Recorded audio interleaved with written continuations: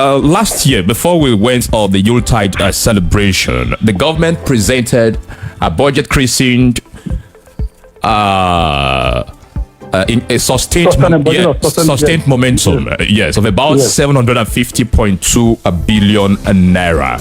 There are other aspects we'll put in perspective in as much as 2025 is concerned in Abia State. But let's talk about this budget, because I understand any moment from now the strings would be open for the administration to pick one or two things from the budget in terms of implementation.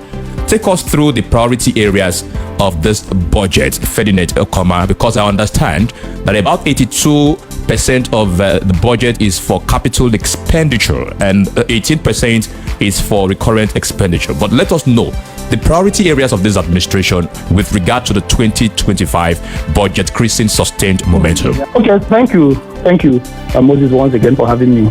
Okay, so like you rightly pointed out, 82% of the budget is dedicated to capital expenditure. What we are doing is not different from what the budget of 2024 was. The only difference we are going to experience this time around is that there is going to be a better implementation of the budget because the foundation has been laid. In 2024, it was a new government that inherited a lot of liabilities, humongous liabilities, and budget and estimates, for proposed expenditure. And you don't jump in and begin to, because once you get in there, you begin to see a whole lot of things. And we've identified a lot of challenges and we've been able to lay a foundation because you don't spend money just because you have money. You need to understand what you're spending on. You need to prioritize what you're spending on. You need to understand the challenges, that you will need to overcome first, even before you begin to lay a new foundation.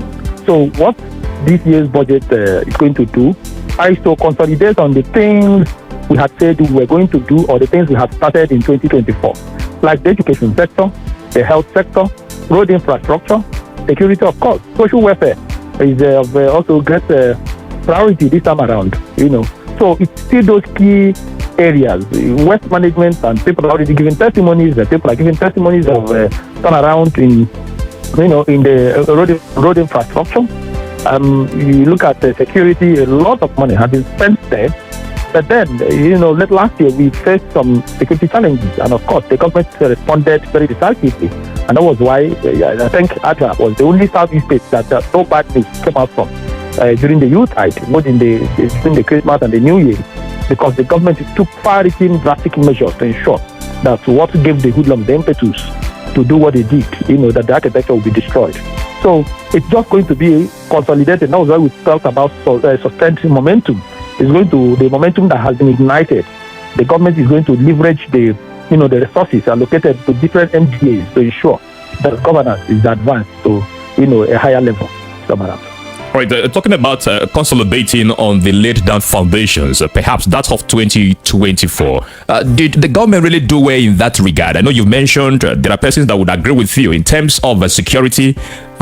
Personally, I completely accept and agree with you when it comes to that. But other areas that you said this budget wants to consolidate on, let's have your take on this essay. Okay, so such a discussion needs to be broken down, and that is what I will try to do. For example, if you look at the health sector, look at let's say Amachara, you look at the diagnostic center, you look at the ABSUs and the other rest of them. They faced enormous challenges before this government came on board. And the government swung into action to turn things around. If I tell you that we've achieved 50% of what we want to do in those institutions, I will be lying to you. But the foundation has been laid, and there were hitches. And it was in our interest not to spend recklessly just because you have money. No. So what we did, a whole lot of changes have been done in the system, including the personnel, those who will oversee the health sector. You have key appointees, both the Commissioner for Health, the Special Advisor Health. You have somebody in charge of primary health care in the state. You have someone in charge of Hospital Management Board. You have the CMD, ABSU, CMD Diagnostic Center, and the rest of them. So, and these people have been given the template of what the government wants to achieve. A template that is in tandem with the vision, the high vision of the governor. Now, if you go to the Diagnostic Center, for example, if you go to the high clinic center there, the department, you will know that they are doing a fantastic job. And that is why people, go there in droves, because of the quality services they are rendering. Now you have a new CMD there who is doing a great job, and that is what led to what the reaccreditation, the accreditation that has happened there, and that will give them the impetus. That will give them now the freedom to implement all that needs to be implemented in that place. So the whole place is going to be turned around.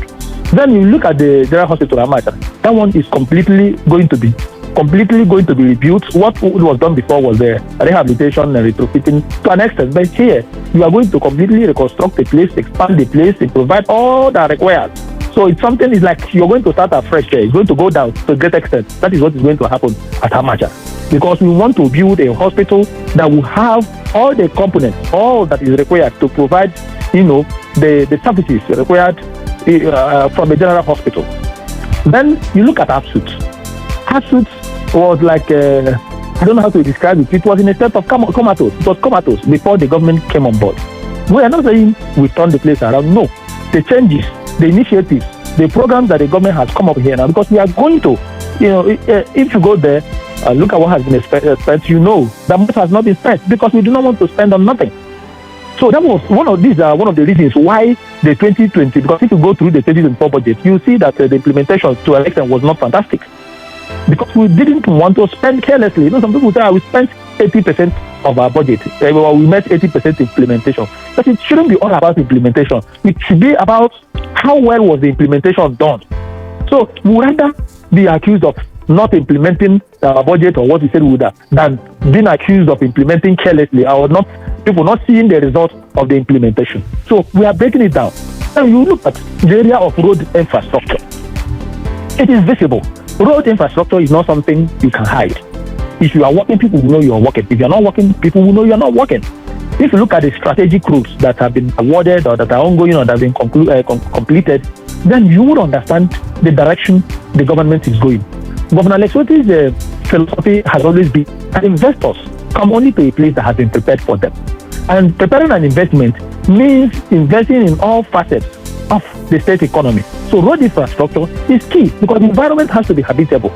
Investors coming to invest would know how would our investment give us response. What would be the level of return on investment? Is this investment capable of carrying the kind of project, the kind of industry we want to come and build here? So that effort to turn the environment around is ongoing. You are not here, Moses. If you move around Omaha, you can attest to the fact that the government is doing a lot to upgrade infrastructure in the state capital. Even the Agri-University Boulevard, that is a former Osa road, that was it. You can see the beauty, how it has opened up the place. Now, what has the government to ensure that this is completed?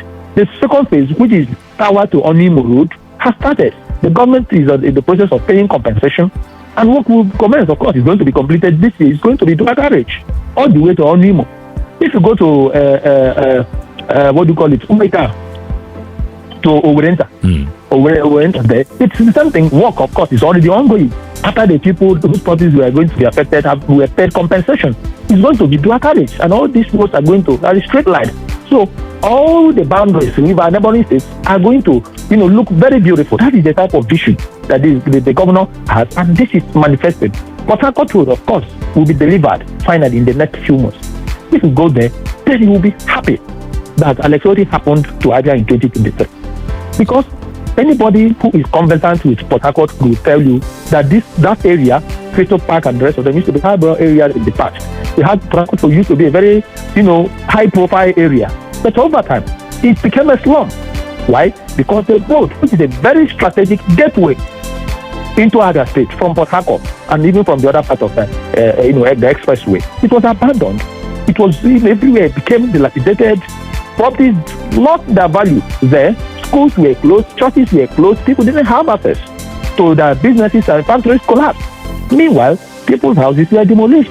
Compensation not paid. The project never executed. Now, a government that is very serious and committed and dedicated is doing it, and the place is looking so amazingly beautiful. You look at HARCOURT Road. That is one of the most populated areas of Abia. Businesses, that is the market they call trying to remember the name, the market, the market there, down there, the market collapsed. People stopped patronizing those Zoom businesses there because there was no road to access the market. Schools, just like Port Harcourt Road, all of them were affected.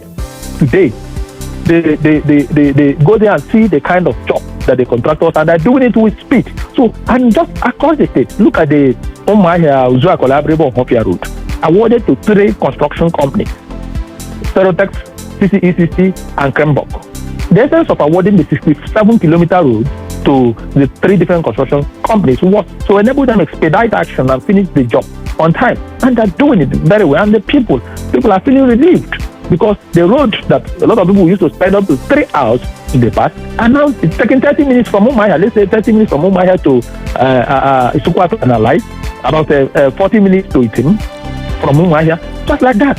So people are giving a sigh of relief, courtesy of what is being there. And the road has not been completed, because from Alai to Abreba part of the road going to Hota, has not been completed. And you can imagine how the place will look by the time the road is completed. So this is what the government is doing in the area of road infrastructure. Moses, a few months ago, the DG, Greater Abia Development Authority, and the GM, ASEPA, were invited, I think, to Egypt to come and tell their story of what has happened in Abia with respect to environment. You see, there is nothing you are doing that the world doesn't know. If Abia is a fieldy city, the world knows. If Abia is a reference point for refuse dump, the world knows. And they knew what Abia was, what Abia represented in terms of environment prior to Alex Otti's assumption of office. And they know the pictures coming out from there. They know reports coming out from there. And it's looking like a magic. Because before you come to a place like Asa Road, Abowore Road, the mosque, and all the rest of them, you see heaps of refuse set on fire. Smoke will be covering the entire road. That has become a sad history. That has become our past. We have forgotten it. We've moved ahead. Everywhere is looking very clean. The road, you don't even know when they sweep it. Just ask questions. So take a trip to Abia and drive around the city. You will confirm what I'm saying. Because what we are discussing, the way we are operating, if we say we have done this, we challenge you to go there and verify what we have done. Go to Abia. Abia is looking amazingly clean, beautiful. Drive there in the night, because what we are doing is not limited to data. The government wants to create an economy, a 24-hour economy, in line with his philosophy of ensuring that velocity of money, the principle of velocity of money in the economy is upheld. So it is happening straight line from Osisioma to Bata, from Bata to Opobo Junction. We enter the journey straight line. That is in line with our, our project of Operation Light Up Abia. Everywhere it's getting lit up, and that is how it should be. So the government is investing in different areas. You look at the education sector. Last year, the government brought very reputable consultancy firm to come and train our teachers. So you trained 200 master trainers who will now train the rest of the teachers. Because the government believes that it's not just enough to say you have teachers. The teachers you have, are they up to date? Do they have the requisite knowledge? Do they have the skill to impact, modern knowledge in our students and in our pupils? So the government has come up with a very, far-reaching initiatives that would help turn around the education sector. And one of such was what I just mentioned, training and retraining of our teachers. The government has also awarded contracts for the construction of hundreds of schools across the 17, both primary and secondary, across the 17 local government. Last year it was started, but it wasn't done to the level a lot of people had expected. We must admit that. Okay, so we had our challenges, but the most important thing is that we've taken note and we are taking off with speed this year. The most important thing is to get this project executed. Anybody who knows a governor would by now have noticed that the governor cannot award any project or cannot approve any project and get it, and leave it abandoned. That is not happening. So the reconstruction that is going to happen in the schools across the 17 local government, and the most important thing is that what we're doing it across board. We're ensuring that every part of the state, every local government of the state is a beneficiary. In fact, one thing about governance is that if you are sincere in your policies and programs, if you are sincere in your intentions, there will be metamorphosis in your strategy. That is the truth. Prior to now, you had Ministry of Education, but now you have Ministry of Basic Education, and you now have Ministry of Tertiary Education. Because education, now Ministry of Education, is very humongous, especially in the case of Abia, where you have massive roads. So you needed to kind of divide it into two to reduce the burden and get those who are going to be in charge very concentrated, get them concentrated on the areas they are handling. For example, if you look at our tertiary education, our tertiary institutions, You know the situation before Governor Otti came on board. That Abia police workers were owed 32 months. I think about 30 months or 29 months. ABSU, 11 months. And these are our key tertiary institutions. So if that could be the situation, you cannot imagine what will be happening in our primary and secondary schools. You will not imagine what will be happening there. So what has the government do? With the division there, with the government or the division of the government to say we now have Minister of Tertiary, we have basic, not just in theory, but to practicalize it. You can now feel the impact of what the person in charge of basic education is doing and those in charge of tertiary education are doing. Let me just make a reference specifically. For example, to ensure that those who are teaching in our primary and secondary schools are motivated, the governor said they will come up with a discriminatory welfare package. And the process has started already. So we're not talking about what will happen. The implementation has now started. That will be paid to teachers, especially those in rural areas. Over the years, teachers abandoned the classrooms and ran to the ministries because of the policy of core and non-core that was implemented by the past governments. So a lot of them were not being paid. So they abandoned the classrooms and disappeared. And that is why you will go to classrooms and you will see teachers. You see a school of a population of 200 being taught by 2 persons. Okay, on different subjects. So it was a big problem. What has the government to change that narrative? Said, okay, we are going to come up with this policy initiative that will encourage the teachers to return to the classroom, because even most of them that went to the ministry, of course, they didn't even have subsidies to operate from. So most of them are doing nothing. But the government said, we're not going to force people. But those who had been issue applied to the teachers as your teachers, and suddenly you left because you weren't being paid. Now that we are paying you regularly, they will need to return to the classroom. 2, the government also has increased the retirement age of teachers from 60 to 65. It is not happening in all the states of the federation. This is what Abia has done to encourage teachers, because as asking when a brainwise as teaching is, it doesn't require too much physical activity. So somebody that is at 65 that still has a desire to teach will be able to teach and impact the requisite knowledge. These are some of the things that the government has done, again, to run our schools and effectively implement the free tuition policy that the government has come up from primary to junior secondary, and also to stop unnecessary extortion in our schools. The government mandated the Minister of Basic Education to carry out data of these schools, the data of the number of teachers you have, so that the discriminatory package will impact them, know what will be the cost, and the government will begin to implement it immediately. 2, the government has given an approval for running cost of 100,000 for every school head across the 184 wards of the state. You know the number of schools we have. So every school head will receive 100,000. I'm talking facts that have started. For monthly running of these schools. Yes. Okay. Yes. We are not saying you will build infrastructure. We are not saying you are the one that will go and pay schools and all. No. This is to stop the extortions. All those things will tell students and pupils to pay. All this. Government doesn't want it. So government wants to take care. Should assure that the burden. And once you do it, you are taking the burden off our parents. These are some of the initiatives that has been in Abia State for years also. The level, the decay in our public schools is something I always talk about here. Say it here. I went to primary school, public, but what I'm saying now doesn't encourage me at all. 2 years ago, I was in Iberi, Ochi Carlos area. I saw some schools that he also worked on, but few kids come to the public schools, and it's not encouraging at all. You don't want to talk about the secondary schools, and I have been talking about this. If Governor Alex Otti will pay attention to this area, I, as an Abian, will be so happy. Yes. And on the roads that you have also talked about, I just have one that I want to bring to your notice, so that when you go back, you tell your boss. The Ekapara Road. I have so different audience because of different programs I do on air, not on Standpoint, but in a particular program someone called from that angle. He lives here in Omaya, but he visits village. He's from Osisioma, and he said that that road, when it started at some point, they were happy that something was actually happening, but now that they have not seen any work on that Ekapara Road.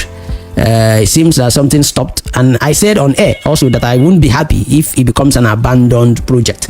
Respond to that before I ask another question. On the Ekapara road, remember? Okay, let me start with the Ekapara. Okay. Let me start with the Ekapara. What I will do, I will have to, after this issue, I will have to speak with the Honorable Commissioner for Works. Okay.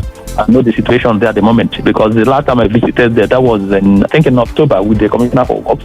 It was actually when we went to inspect the Sistema flyover that had some challenges.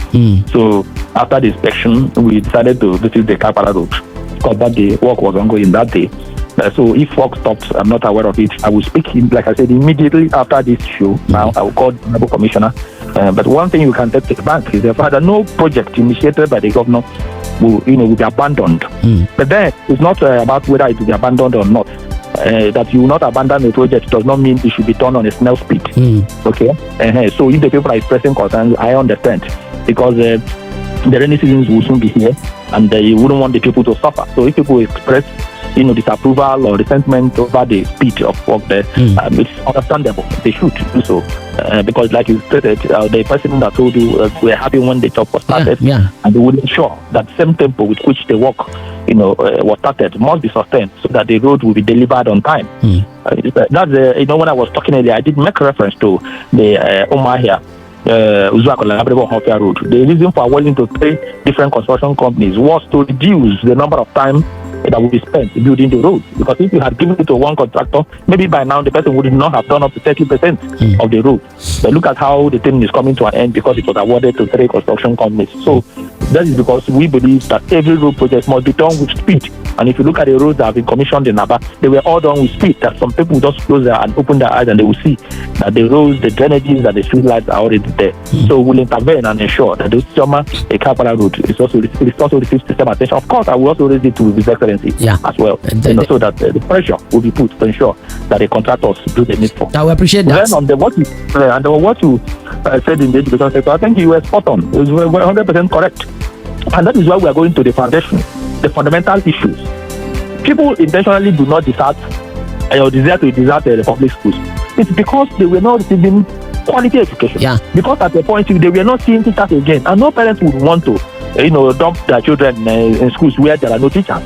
And that is why this government is turning turning things around, trying to turn the tide by ensuring first that teachers are motivated. The government is going to employ teachers. You employ teachers, you motivate teachers, you train and retrain teachers, you create an enabling environment. And that is why we are saying that even the schools that have been approved for reconstruction, they will have all the components of model schools. So where you have where the teachers staff quarters that will be neatly and beautifully executed, you have everything, you fence the schools and get them protected. So that even those who may be teaching in those schools, who may have reasons to live in the schools as main teachers, will do so and will have reasons to be there. And once you have these public schools, you have quality teachers, you have these public schools look good, the environment and everything. Parents won't have any reason sending their children to private schools where they are paying, through the nose to get pupils and the students trained. So we are taking that far-reaching measures to ensure that the challenges are overcome. On it. All right. I'll be in Abia 26th of this month, and if I come back, whatever I say in Abia, I will say. I'll be in Abia 26th of this month for a wedding. Fantastic. Maybe before then, you may wish to call me so that if I will. I'm also an Abia, but even though I don't live in Abia. Okay. But we'll go together. It will be important. Okay. So we can go together. I can even point some areas you do not know so that you go and see for yourself. All right.